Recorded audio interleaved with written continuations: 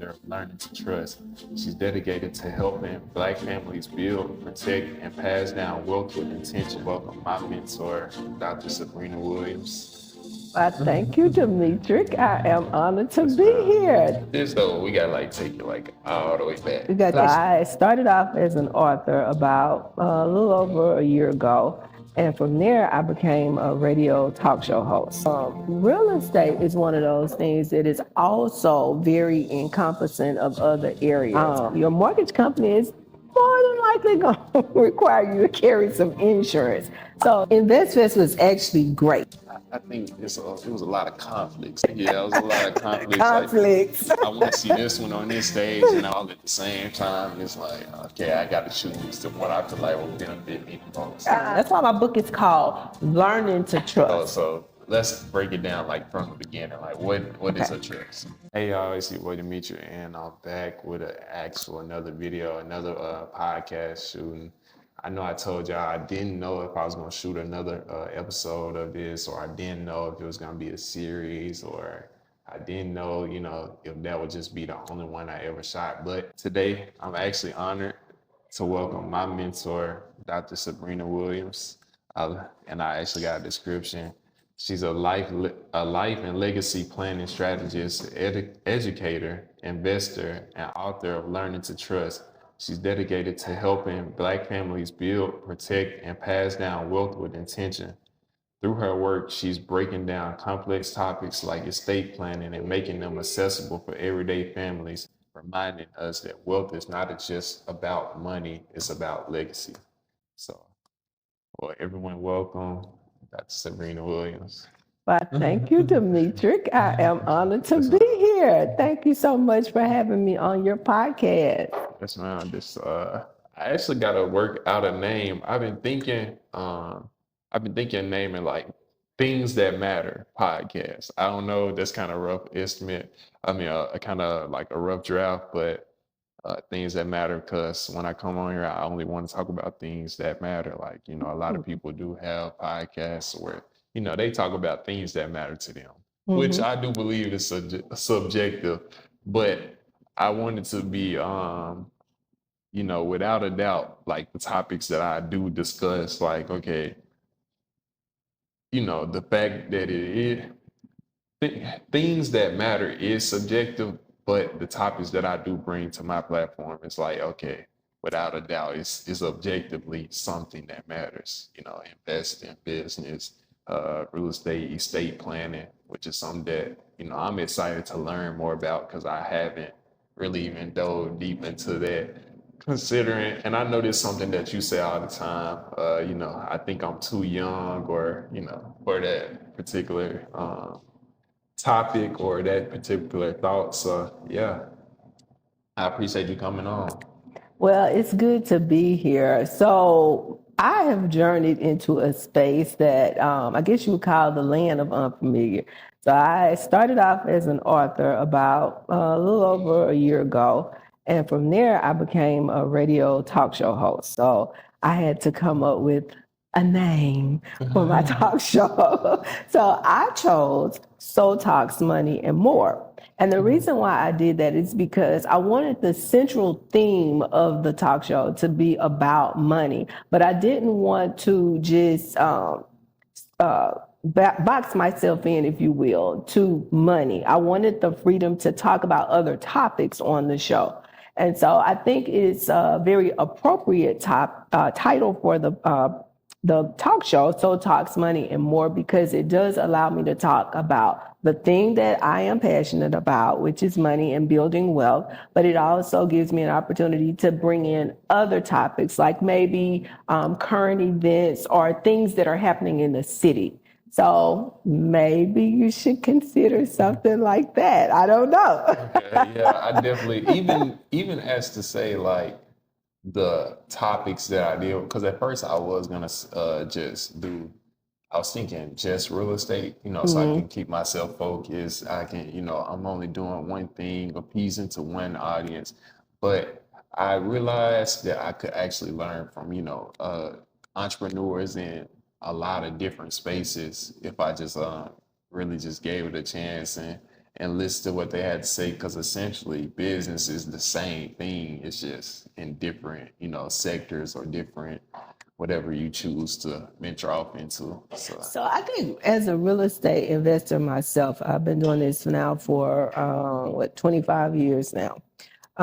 Real estate is one of those things that is also very encompassing of other areas. So you take real estate, you buy the real estate first, right? Okay, so once you buy the real estate, you got to think about what comes next. So you got to definitely protect it because you want to keep it. So I think it flows really easily into a discussion of topics such as estate planning, but also things like insurance. In order to maintain the real estate, let's say if you have a mortgage on the real estate, your mortgage company is more than likely going to require you to carry some insurance.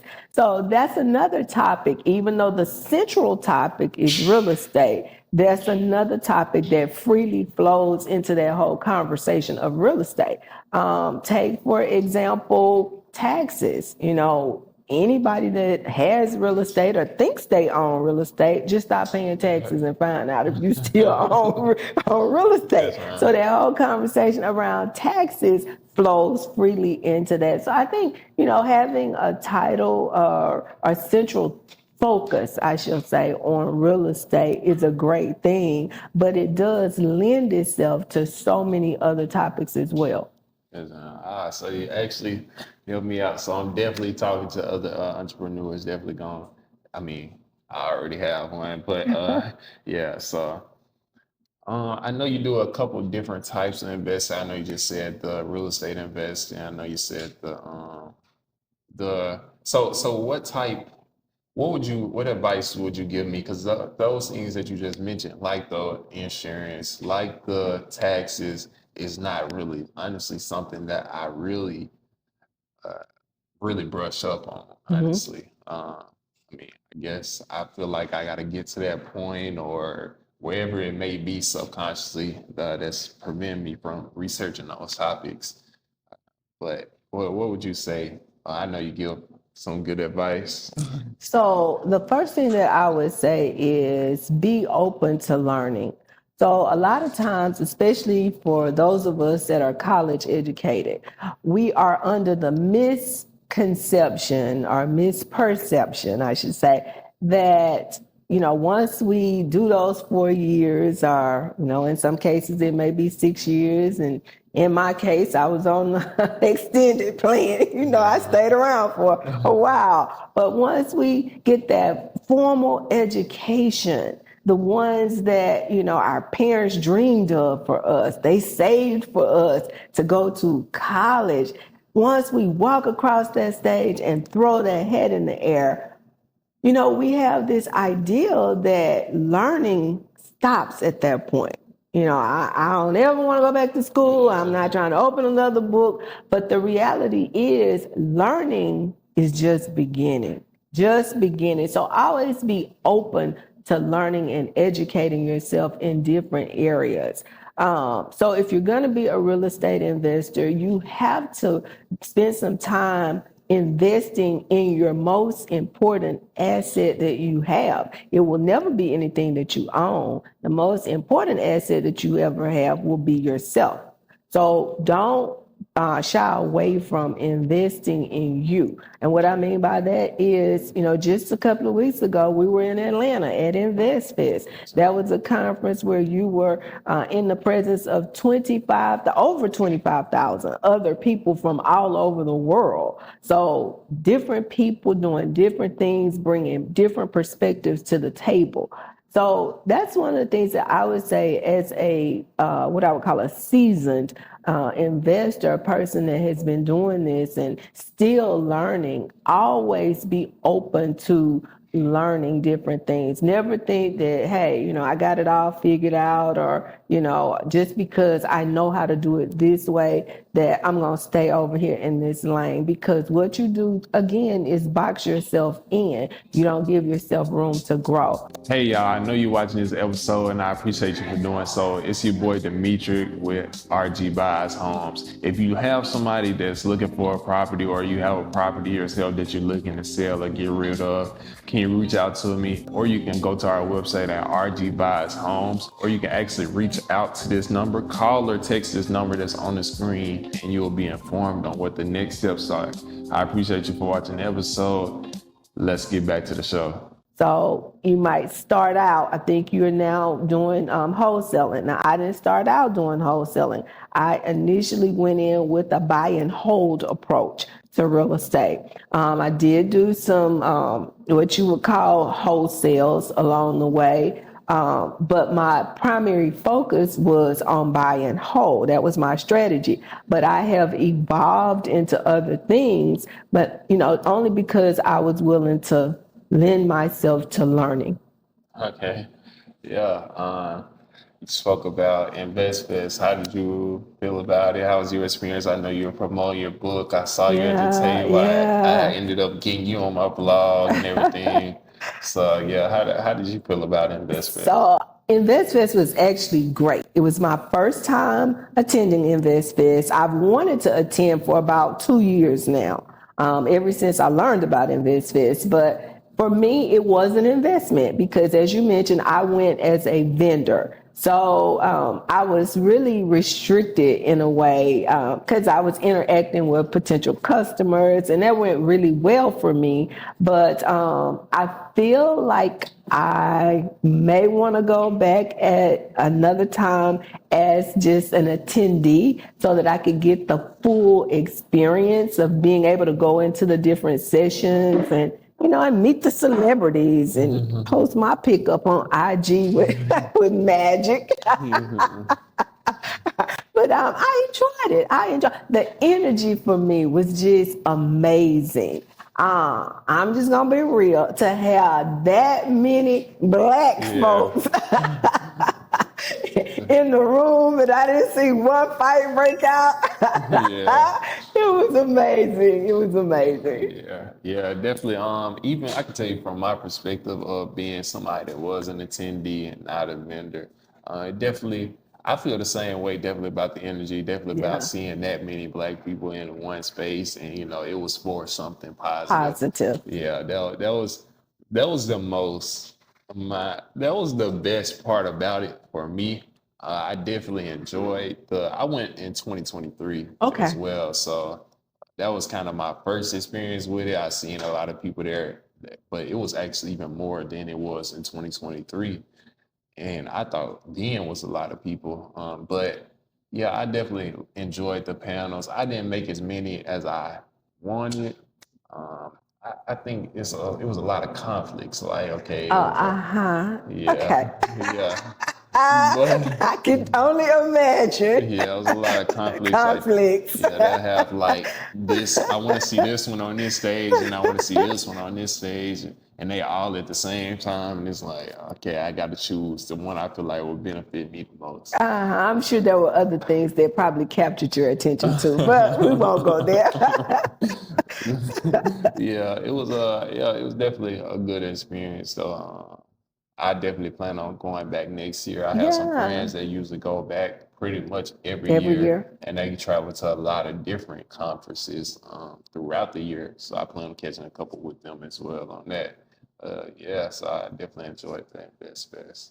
Yeah, and I think as a young investor too, it's good to get out and attend these different conferences. Don't limit yourself, if you will, to just your area. So I have done that. I've traveled to other states to conferences. I've been in conferences where there weren't a lot of people that looked like me. That didn't matter because I was there for the information, trying to learn how I could take what was out there and apply it to my business model. So there are a lot of different conferences. I just saw something online. I think there's a big conference coming up in Houston for real estate investors. Unfortunately, I think it's in October, and October is a busy month for me because it is National Estate Planning Awareness Month, and I have a lot of different activities planned for the month.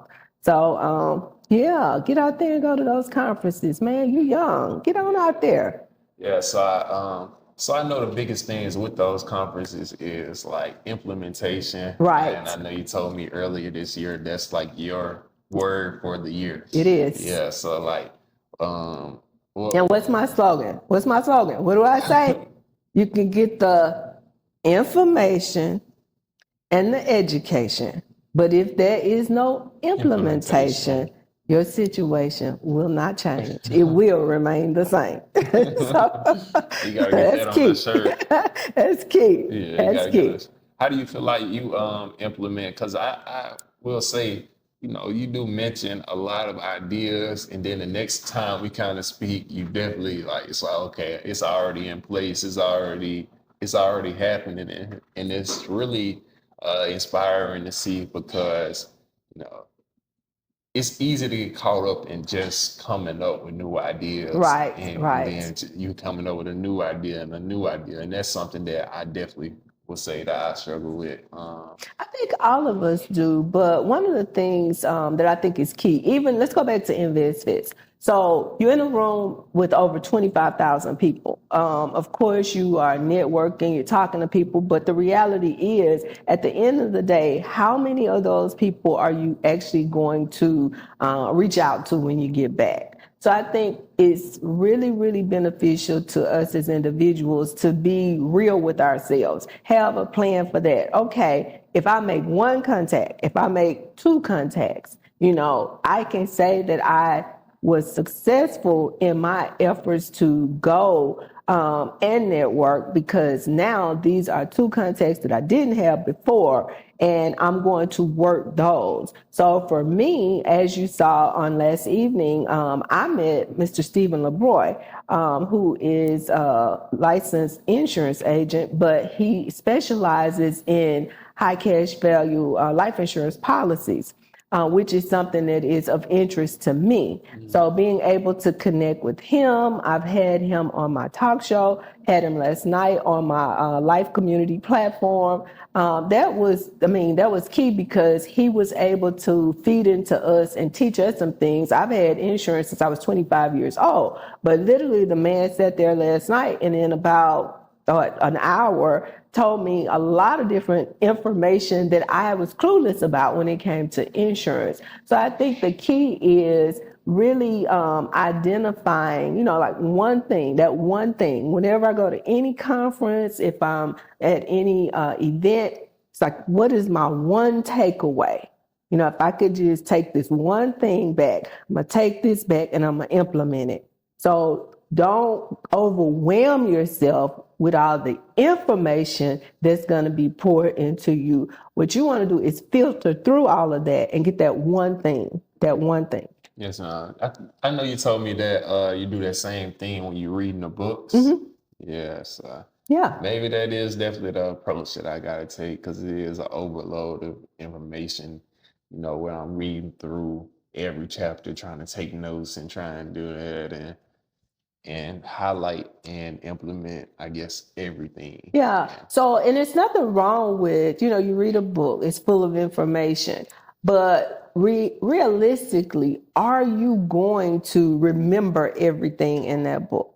So when you read it with the objective of, okay, what's my one takeaway from here? What is the one thing that it tells me that I can do, that I'm willing to do, that I can make a habit? Daily, slowly implementing this until it becomes a habit. What is that one thing? When you find it, you do it and you make it yours. And then you move on to the next one thing. That's the way you do that. That's how you pretty much just take it in bits. And kind of focus on that one thing for a minute, and then you can choose the next thing that you want to move on to. Yep. Okay. Yeah. Okay, speaking, we did bring up books. Did you want to we can plug? I know I said she's an author. Yeah, she's an author. So, I am an author. About let's say I'm gonna go back to the beginning. So in 2020, during the pandemic, a lot of people were dying, right? COVID was taking the Black community in particular by storm. And I had a get real moment with myself. And I know most of us probably did because we didn't know if we would be next. I didn't know if I would be next. And one of the things that I thought about being a real estate investor, I was thinking, well, do I have my affairs in order? So if something should happen to me, would my family be able to come in and take over and, continue? Would they be able to conduct the business of the household? And the answer to that was clearly no. No, my stuff was all over the place. So at that point, I started thinking, I got to do something. I started reaching out to estate planning attorneys and just trying to find the one that I felt like I could work with.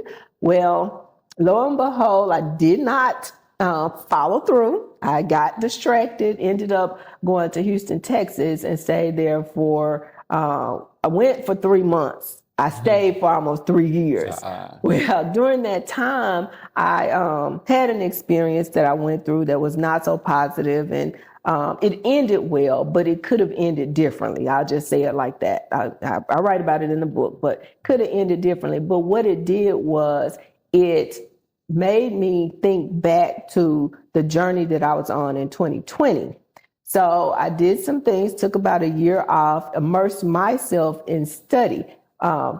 Here, I want you to follow this. Initially, when I started my journey into estate planning, it was how do I transfer my wealth to my family?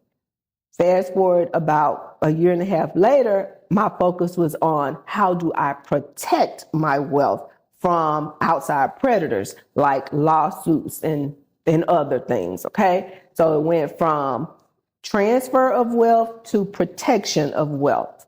So I got interested in learning more about asset protection tools, such as a trust, an estate trust. Studied for about a year, and then after I got all my affairs in order, I decided to write about my journey. So that's how the book actually came about, from really a lived experience. Yeah. Okay, so if this lived experience were to happen again, how do you feel like your estate planning that you did after that would, affect that situation and Yeah, help good it? question. Good question. I'm better prepared now. I'm Yes, better ma'am. prepared. So, what I learned is we can hold property several different ways. You as a real estate investor, me as a real estate investor. A lot of times we go out, let's just say a novice real estate investor. They may, your mom and pop, they go out and they buy a second house that they're going to rent out to, some neighbors. Well, they buy that house in their personal name, right? So they are personally liable for anything that happens in that home, just like they would be personally liable for anything that happened in their own home. Well, when we learn a little better and we do a little better, we learn that no, we probably don't need to hold property like that. We may want to hold it inside of an entity. So many times we will form an LLC, limited liability corporation, and or limited liability company. I'm sorry, not corporation, a limited liability company. And we will then start buying our properties and holding them in the name of that particular entity. Okay. So then when we learn a little bit better, or a little bit more, we learn how to buy property and hold it inside of trust. So it's just a progression of knowledge. As you learn, you implement, you do some things differently. So as I've learned, I've started to hold my things differently. So should I go back through that experience again, I'm better prepared and I'm better protected. Okay, yeah, definitely. Is this the part that where it kind of get interesting? I guess I should lend myself to learning Yeah. in this instance, and then yes, but with this though, we gotta like take it like all the way back, You got to take cause the baby cause steps. cause even the stuff that you were saying, I may have an idea about it. I definitely heard you speak about it. Mhm. But I think me as well as probably most of my audience is probably like younger. Okay, younger. So, and we may not be thinking about estate planning. We may not, have ever heard of a trust. They usually say that it is not particularly our people that, usually do these types of estate planning. Okay, and that's true. So let's break it down like from the beginning. Like what is a trust? So here's the thing, and I'm glad you gave that preface, because that does lend itself to learning right here. You lend yourself to learning right now. So with a trust is simply an estate planning tool. It's an entity.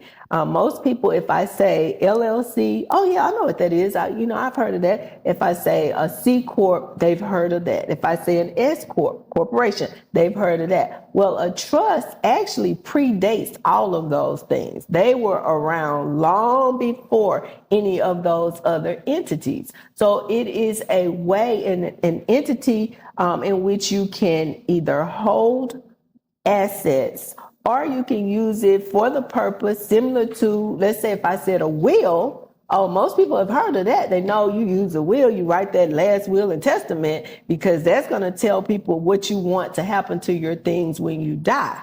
Well, the difference is the will does go into effect upon your death, but the trust goes into effect on the day that it is created. Okay, so it's a tool that can be used not only for the transfer of assets when you die, but you can transfer your assets into it while you are living and control the things that are inside of that trust, depending on how you structure it and which type that you have. So there are two basic types. You have what's called a revocable trust and an irrevocable trust. Now, one of the benefits of operating through trust as opposed to, let's say, grandpa's will or great-grandpa's will is a very public document, okay? And it has to go through a process called probate.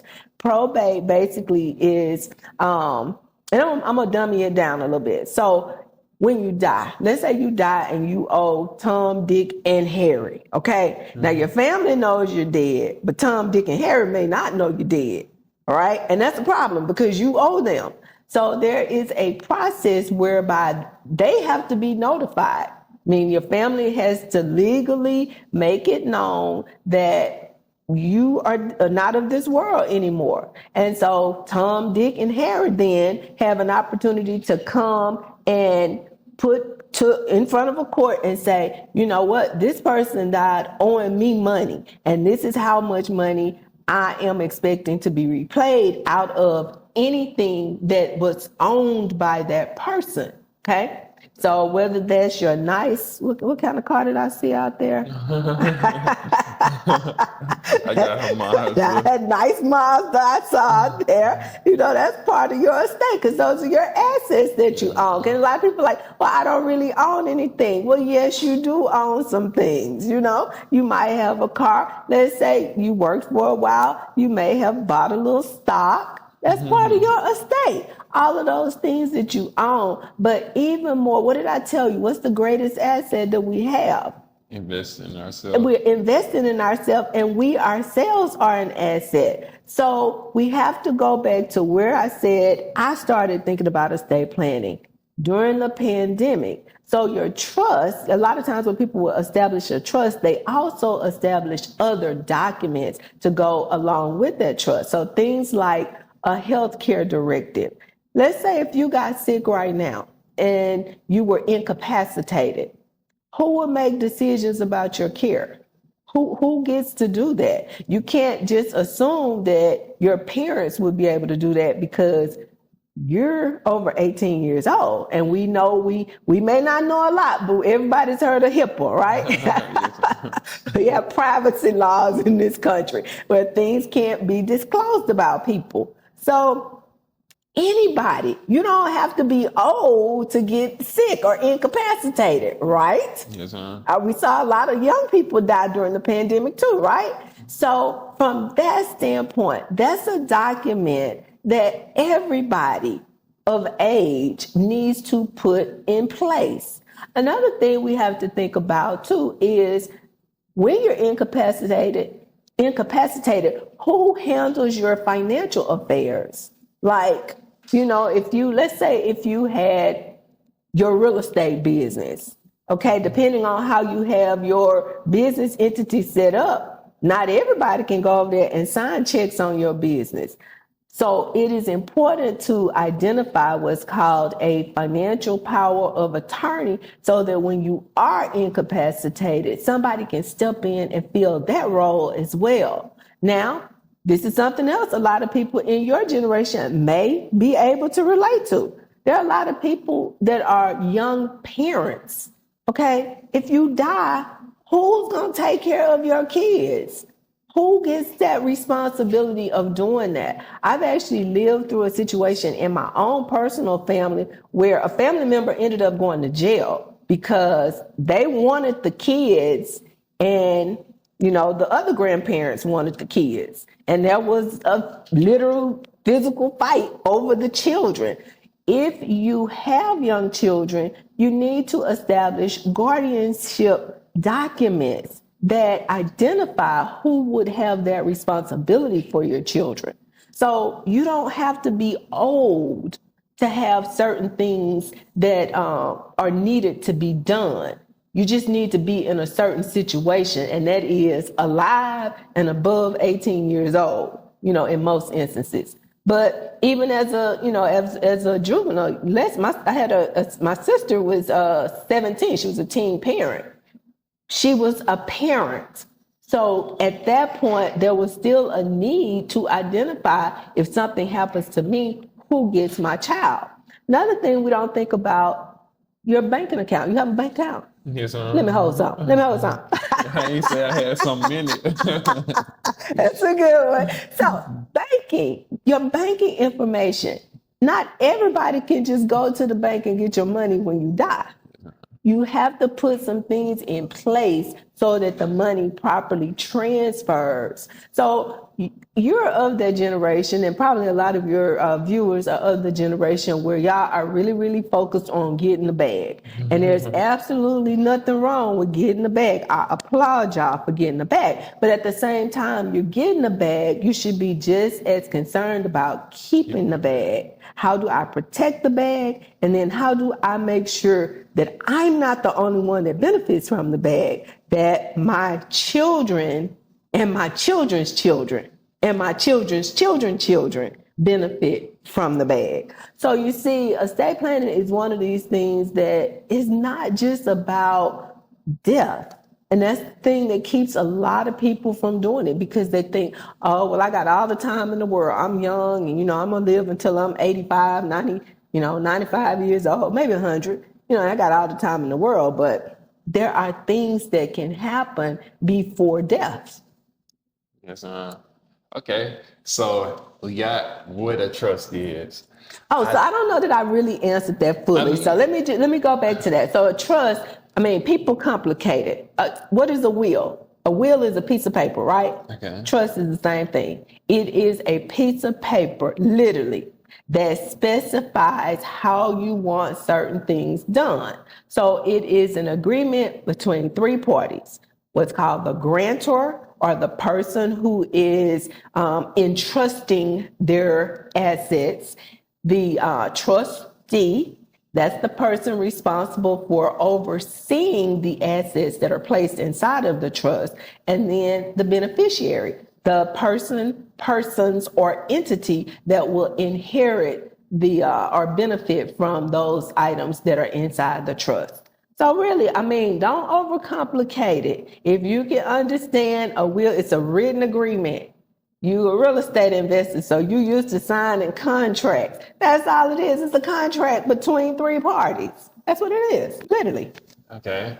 So we got what is a trust. I think next we definitely benefit from you did speak about a couple of the benefits of trust. Okay, because people only they only gonna do it if there's something in it for them. Absolutely. Absolutely. Yeah. So benefits, if you have to break those down or number them, this is a benefit of it, this is a benefit of it, or this is a benefit of it. Even if you break it down to one word, I know one word you said was control, protection, those. So one of the main benefits from a trust is being able to fluidly, easily transfer your assets without that whole involvement of a court through the process called probate. I mean, that's the main thing that people really seek when they are seeking a trust, a way of not having the man in your business when you die. Okay, a will is a very public document. Anybody can go see, that Demetrik, that boy was hustling. He amassed a fortune of like $2.5 million and he left that to his kids. Well, whose business is that really? Do you want everybody knowing your business like that?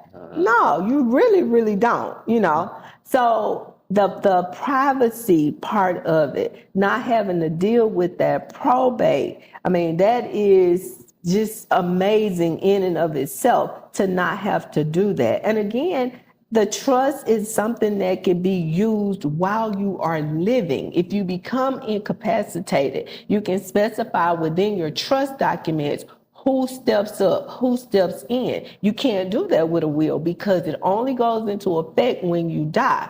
So being able to know that if something should happen to me while I'm alive, I'm still going to be good because I got somebody that can step in and handle this real estate deal that I was supposed to close. That was a $2.5 million deal, and I'm laid up in the hospital. I can't get there, but my trustee can go and take care of my business for me, or my financial power of attorney can go take care of the business for me. So that's another benefit, if you will, of having the trust. Now, I mentioned earlier, there are two primary types. You have your revocable and you have your irrevocable. The revocable is more suitable for someone, let's say, that may not have a lot of assets, but they are still trying to position themselves so that if something were to happen to them, they would not have to deal with probate, okay?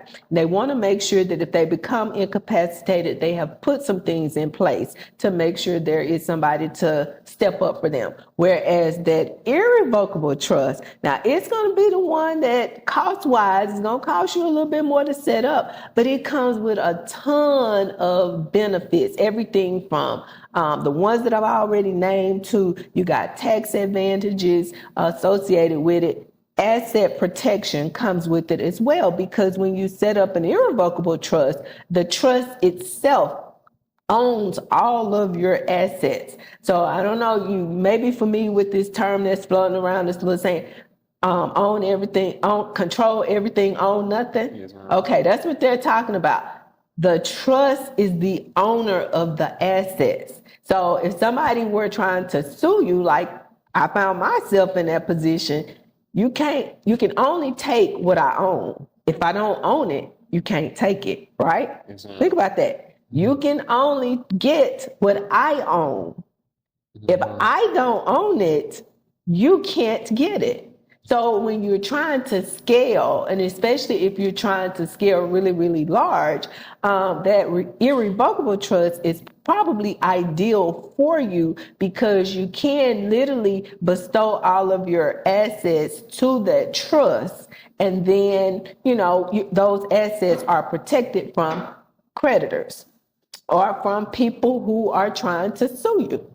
No? So I have a lot of advantages for the trust itself, but it's a process of learning. That's why my book is called Learning to Trust. Learning. You got to commit yourself to learning what it is, how it operates, and how it benefits you. Yeah. Okay. Yeah. So definitely, I definitely heard of that. I know I've been on a couple of your things. I even did the boot camp with you. Or did you want to talk about the boot camp or? Oh, so since you went there, your show. So thank you for throwing in the plug for me. October is actually National Estate Planning Awareness Month. We've talked about that. And so we are doing a lot of different things to heighten awareness around the need for estate planning. One of the things that I did once I wrote my book, of course, I was really excited that people were buying the book, okay? And some people were actually reading it. They weren't just buying it, they were reading it. And that was great. But again, what's my word? Implementation. When I would go back to people and ask them, well, have you implemented? Have you actually done anything? I would get this like deer in the headlights look, like, no. So what that said to me is maybe people are not doing because they don't really understand what it is they should be doing. So we developed the Learning to Trust Estate Planning Boot Camp to supplement and really go hand in hand with the book. So we break it down. We talk about all the different things that are needed, and we try to give people a real life perspective on why this is important, how this impacts you. So we are actually offering the boot camp again in the month of October. Starting October the 8th, we'll be offering the boot camp. And we have partnered with the local church, New Horizon Church International, the Rankin County campus, which is here in Flowood, Mississippi, on Flowood Drive near the River Oaks Hospital. Well, it's not River Oaks anymore. I think it's Merit Health now. But anyway, on Flowood Drive. So we will be there for 6 weeks. But we are doing the boot camp kind of with a twist. It's going to have the same boot camp information, but we are also bringing in the biblical perspective on why it is important for us to be good stewards and do what is necessary to get our affairs in order. Okay, yeah. And in the boot camp, I know you took us step by step. It was week 1, gathering documents. Week 2. So can you speak to the like what it takes to get a trust, or kind of? Okay, so the first thing that it takes is purchasing the book. The second thing that it takes is attending the boot camp. And then the third thing that it takes that I am excited to discuss with you is we actually now have a platform. It's called the Learning to Trust Estate Planning Made Simple platform, where we can actually help people to create a revocable living trust. Now, we cannot help them with an irrevocable trust. We have to outsource that and do referrals for that one. But just a simple revocable living trust, which is what many people, I would say the majority of the people probably need. We have the ability to work with clients and help them to create that. So that's the third step. We are accepting clients right now. We're actually running a very, very good special. Did I say very? Yeah. Very good special. I saw the email, then I seen you were talking about it on the meeting last night. I definitely think I want to take advantage of that. Yeah, we're offering a sweet, sweet deal to just to encourage people to go ahead and get it done. The deal is only good for the month of October, so we are encouraging people to make the investment. Go ahead and get it done because, as I've already said, if nothing else, all of us, 18 and older, we need a healthcare directive. We need a power of attorney. If you have small children, you need your guardianship documents. You need all of those things. And if you own property, certainly you need a trust so that you can, well, I won't say protect because you would only get that protection if you had the irrevocable trust, but having that property inside that trust, even with the revocable trust, will prevent the process of probate should you pass away. Okay. So you don't get the benefits of the protection with the revocable. Not with the revocable. Now, and the reason why that makes a difference, a irrevocable trust is an entity, as I said, that is very similar to an LLC, an S Corp, a C Corp, which means it has its own EIN number. It has its own tax filing requirement. A lot of us don't like to do our own personal taxes. We're not trying to take on anything else that requires us to have to deal with the I, the R, and the S. We're just not doing that.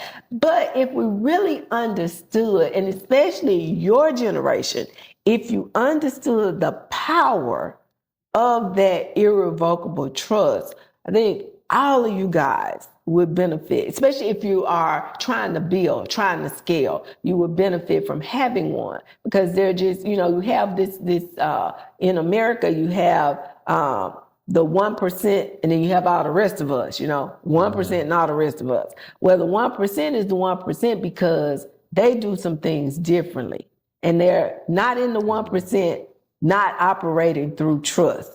I guarantee you. So we have the steps now. What would you say is easy to make a trust, or is it just not easy but easier? So it's my platform is called Learning to Trust: Estate Planning Made Simple. It is simple to do. It's not easy. And the reason why it's not easy is because it takes a concerted effort to get it done. This week, I have been working with my parents. My parents are in their late 70s to help them establish their trust. Well, that has been an experience. I'll just put it like that, an experience. Because the longer you live, the more you acquire. So as a young person, I might do a consultation with you. We set up your trust in one session. With older people, the more they have, they got to go find stuff. And then when they think they found it, they got to go back and re-find it because they forget where they put it. And I mean, it's just a process. It really is. Excuse me. It's a process. And so it's simple, and it can be easy if you do it soon, because it's like laying a foundation and you build on top of that foundation. So you're in real estate. Let me ask you this question. If you went to a closing, and let's say you walked into the closing and you're dealing with the attorney, and you walk in and they say, well, Demetrik, how do you want this property titled? And you say, well, I want it titled as XYZ. Okay. Well, it's easy. It's simple for them to title it like you told them when you went in, right? Mm-hmm. Well, let's say 20 years later, you decide, I'm going to put this into a trust now. You got to go back through that same process, and you got to retitle what you titled 20 years ago, when it would have been just as easy when you went in the first time to say, title this in the name of my trust, right? So if you learn that process, you can go in doing it on the front end and not have to go in on the back end and retitle everything that you have already titled. So you really, I know for my instance, as well as, I'm pretty sure a lot of individuals that are in my, my age range, you would think, okay, that's something I would do after I'm rich, but you would actually say that it would be easier to do it before you're rich, and they benefit more from doing so. Well, it's all about whether you want to be rich or whether you want to be wealthy and wise. You can be rich without doing this, but the wealthy and the wise, they're going to learn how to do this, and they're going to do it, really. In all honesty, just think about that. If you grow up doing something a certain way, you don't have to relearn or unlearn the one way and learn something new. So if you grow up operating through trust, that's something that becomes a part of who you are and a part of how you operate. So the reason why many of us struggle with this whole concept of trust is because it was never something that was our norm. We're having to go back and literally, what this book says, learning to trust. We are having to go back and learn it. So as a young person, the advantage that even you have over someone like me that's 30-something years your senior is, if you learn it now as a young up-and-coming real estate investor, you can operate in this mode for the next 30 years. Yeah. So what documents would you say, like, I would need if I was just me personally, if I was, somebody young looking to start a trust? Okay, so it depends on who you are and where you are, what you have. Okay, so let's just say if it's a young person that does not own a home, but they own a car, they may have a bank account, they may have insurance policies or an insurance policy on themselves. Maybe if they're working, they have an insurance policy through their job. They may have a 401k through their job or some other assets. You guys are into the stock market now, y'all buying crypto left and right. That's an asset. That's a digital asset. So knowing what you have, your inventory of your assets, that's information that will go into the trust, because all of those things make up your quote unquote estate. Let me give you an example. We're talking digital assets.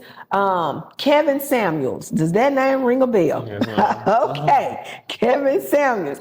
So remember, Kevin Samuels built this $1 million business. I wasn't a fan. I'm just going to tell you, I was not a fan of Mr. Samuels, but he did well for himself. He built this business, basically a virtual business, giving advice and such to young, impressionable men like yourself on how to become a high-valued man. So one of the things was Mr. Samuels died unexpectedly, okay? What was he, about my age, around 50, mid-50s, okay? In his passing, because he had not properly done his estate planning, his family was kind of left out to dry when it came to being able to access his digital products.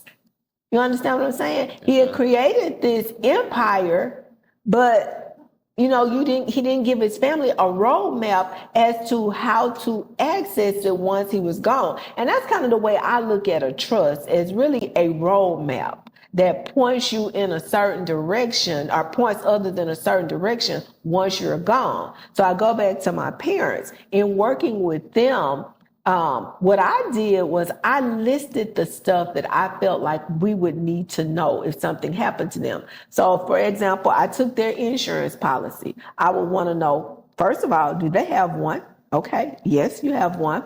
Okay. Who is it with? What's the company? Okay. This is American Life, whatever. Put the company down. Okay. What's the policy number? Okay. Because when somebody dies and you call up the insurance company and you say, hey, this is Demetrik. My mama died. Well, who was your mama? What was her policy number? What's her date of birth? There are certain things you're going to have to be able to provide to prove, first of all, who you are and who your mother was. So I tried to document all these things so that when the time comes, let's say if my parents precede me in death, my sister and I, we're going to be grief-stricken, right?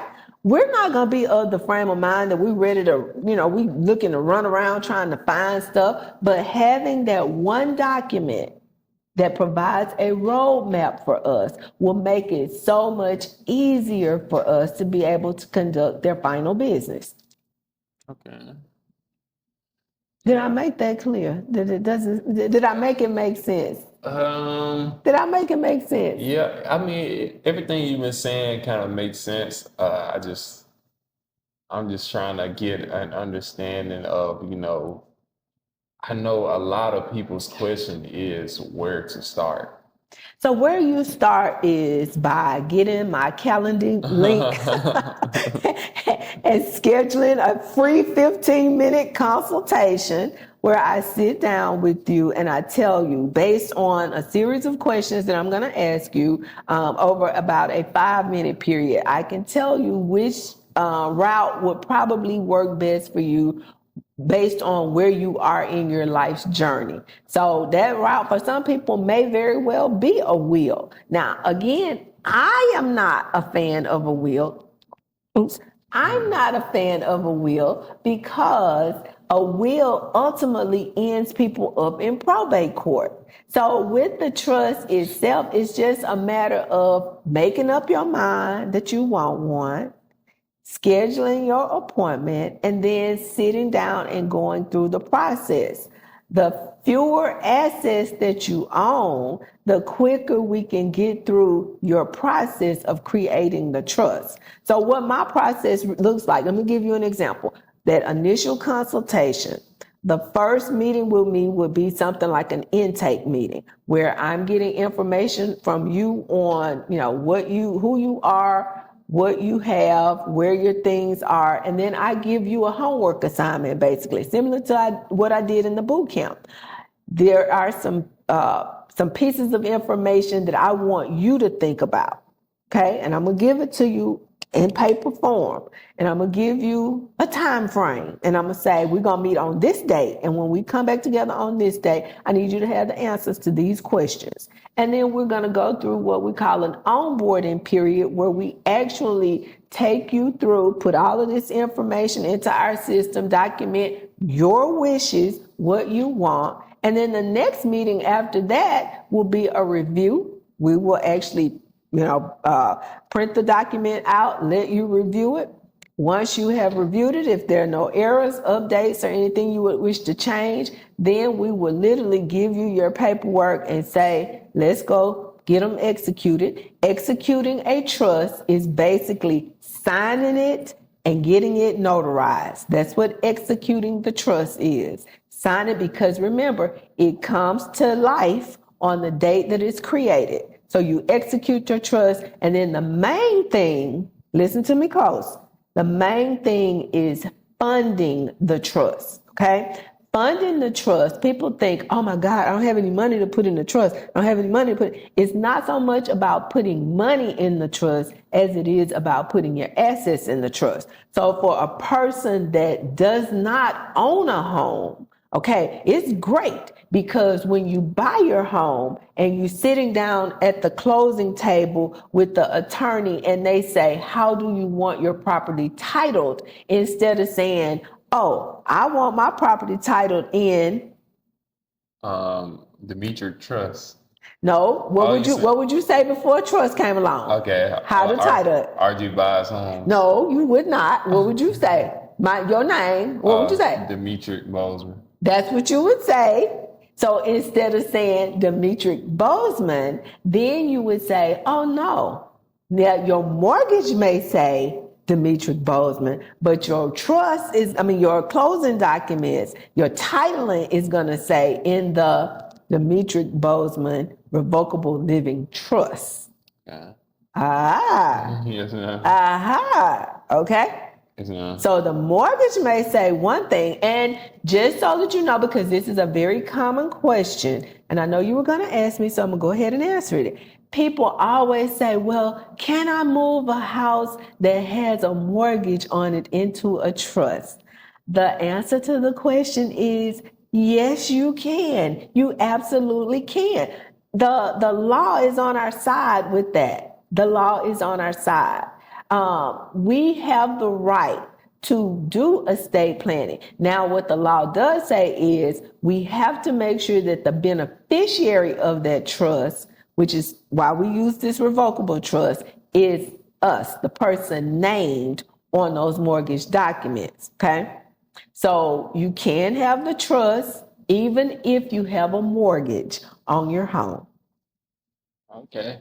So just wrapping it up, like what success stories have you seen from, or like what instances have you seen like in real time where someone may have had a trust and that kind of made the succession easier, or they were, I know you said you had the instance where you were in a lawsuit but you didn't have the trust, maybe a situation where somebody did have a trust in place already and it saved them from. Have you seen any instances like that? Absolutely. So there are a lot of different instances. I hear people talking all the time because I'm on different groups on social media where people are sharing their experiences about how, let's say, they were a party to a lawsuit and somebody tried to go into their bank account and take money. I actually remember a young lady talking about someone they actually took the money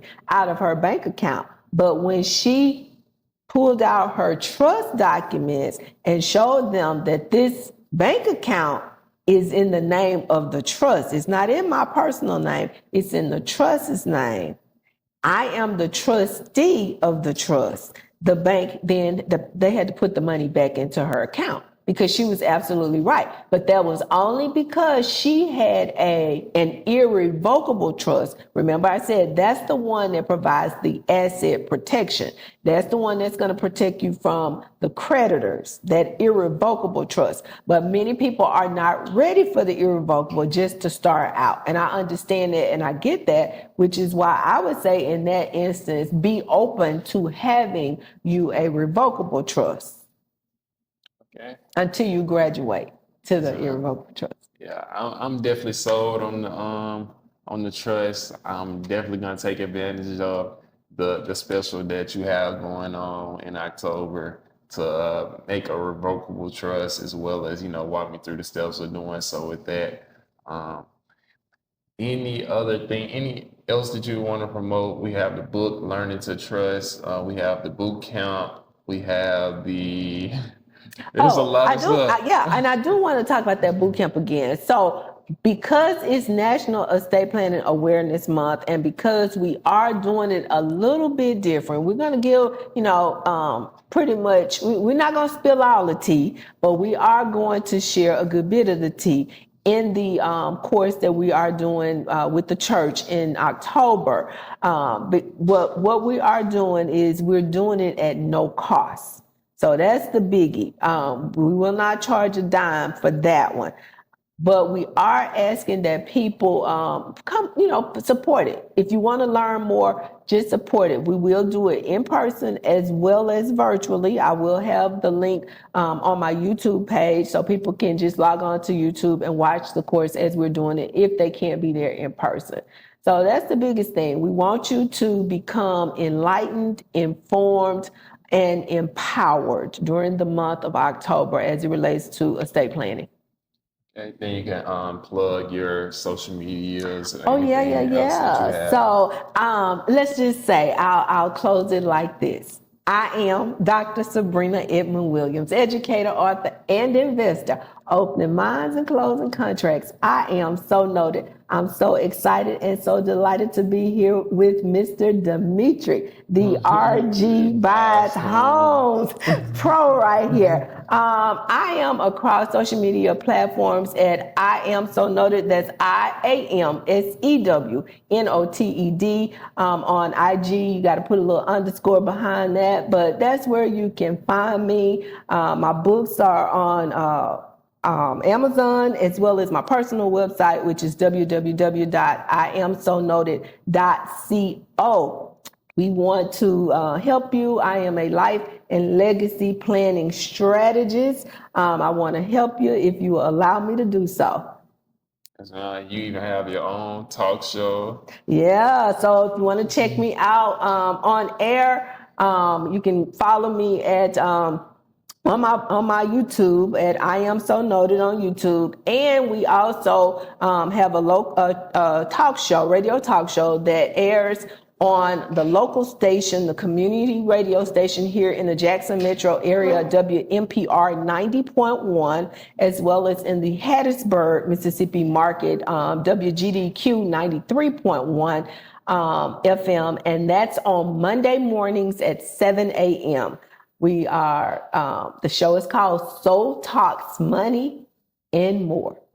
And we have our own jingle. All right, yeah. And then I always ask everybody, even in my personal vlogs, I always ask, any last words, or if someone listening today, they wanted to take action, they wanted to, towards building or protecting their wealth, or even just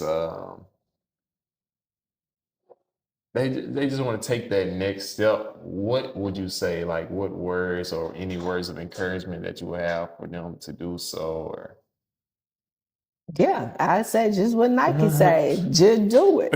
Just do it. Again, we'll end where we started. I can give you the information. I can give you the education all day long. Unless and until there is application or implementation, your situation is not going to change. The change does not come in the knowing. The change comes in the doing. So, you know, we have this little saying, knowledge is powerful. That's so untrue. Yeah. Knowledge is only powerful when it's applied knowledge. If there's no application, then what good does it do you to just run around with it in your head? It's like it's taking up space up there. You could be doing something else with that space that it's taking.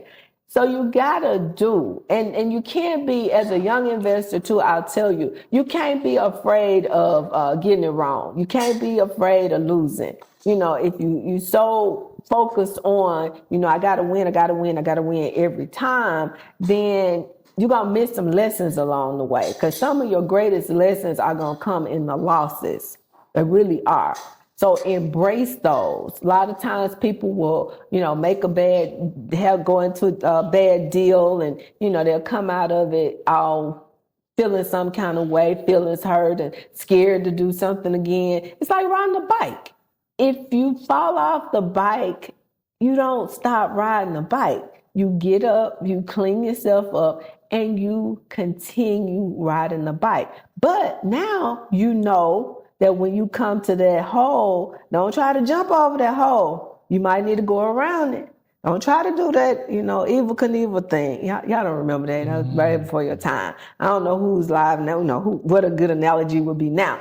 But you're not, you know, a daredevil. Don't try to go over that. Learn that lesson that comes from that and embrace that. Embrace that. That's where that wisdom comes in, those lessons. That's final thought. Okay, for the absolute last thing, can you teach me that saying that you were saying, the implementation without the... Okay, it's not going... so I can give you the information.